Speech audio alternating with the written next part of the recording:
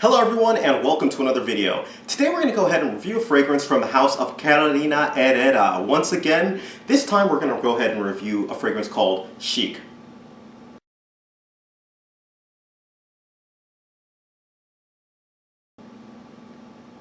Now, Chic was released in 2003.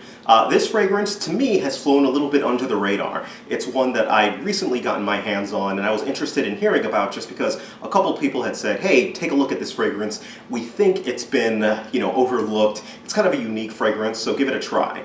And so, given my history with the Herrera fragrances, I was like, you know what, let me go ahead and give this one a shot, all right? Now, the bottle is very simple design. I'm not really much a fan of it. Kind of reminds me of the bottle of Egoist. But, it's just a bottle. Now, it's available in two main sizes, a 3.4 and a 1.7. The 3.4, last I checked, it was running for roughly $80, but this fragrance is heavily discounted. So even with 80, you can find this lower of like 30, 35 that I've seen. Just do some searching around, see if you can find it. As always, this fragrance has been out for a while, so beware of fakes. Fakes are usually a problem with fragrances if it's been out for a while and if it's from a reputable house. So just keep that in mind, all right?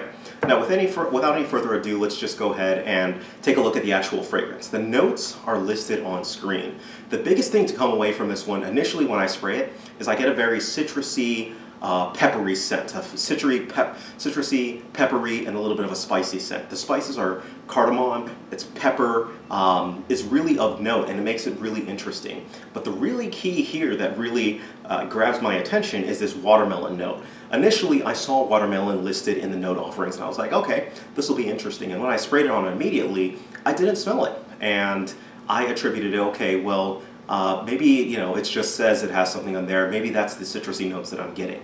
And I did kind of attribute that. But after it had been on my skin about an hour, or about half an hour, that's really where the watermelon starts to come in. It starts to become a watermelon-y, peppery scent. For those of you who have ever been to the restaurant Dig In, it's like kind of like a fast food healthy type place. They have this offering in the summer that's this watermelon peppery type thing, and that's really what this reminded me. It reminded me of that watermelon dish that they serve. But anyways, it's like watermelon and pepper kind of mixed together, and it's a very pleasing scent. It's pleasing. I'm not going to jump over the moon about it, but it's pleasing. And it is very unique in that regard.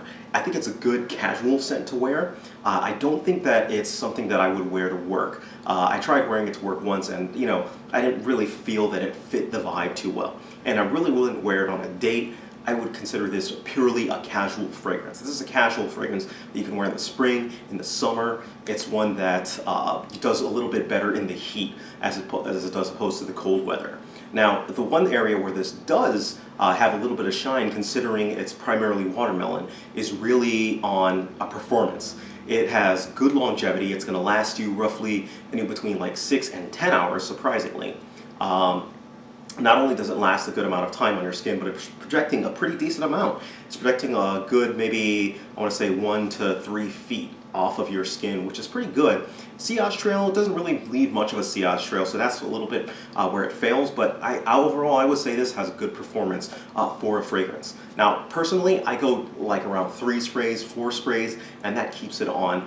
The reason why I don't kind of go over that is just because I found that if you concentrate a little bit harder, you get a little bit more of the cardamom coming in for sense. And cardamom on me does not smell good. It comes off as a little bit body odor-ish, if you will. So just be careful on the sprays. It might do the same thing to you. It might not do the same thing to you. See how it actually feels on your skin. And finally, as far as the occasion and the general feel of the fragrance, I think this is pretty much a very good casual scent. Casual is really casual. That's really where you go through it. So I'm going to go ahead and give this fragrance a rating. I give this fragrance a rating a 3.5 stars out of 5 stars. Now, it gets 3.5 stars. I'm going to go ahead and run through each of the categories. For scent, I'm giving it half of a star instead of a full star. The reason why, I like the scent, but it's not going to wow me, and it can smell a little bit weird. Like I was mentioning, if you spray it a little bit too hard, well, and sometimes the watermelon pepper combo is maybe a little bit much for people. Performance-wise, I'm giving it a full star. I was impressed with the performance, despite the fact that it keeps on going with kind of like a lighter type of a feel to it, so I'm giving it a full star. For uniqueness, I'm giving it a full star as well too. I have yet to really come across a watermelony, peppery, spicy combo that did well and lasted as long. So give Carolina Herrera credit for this one where it's due. They produced a unique smelling scent in that regards. As far as value goes, I'm giving it half of a star. It's very true you can get this one very cheap right now, but like I mentioned, as far as when you can actually wear it, I think it's very limited in when you can wear it. And fragrances that are limited when you can wear it are generally going to, not do well for me as far as the value goes. So it knocks it half of a star off. It does not get a full star.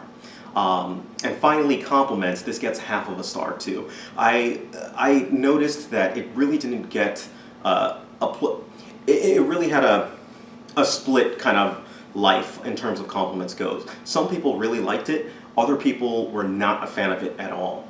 So when it does something like that, it definitely doesn't get a full star for it. And it doesn't get full marks for it, but I'm still going to give it a little bit of credit where credit is due, and it did a unique job, all right?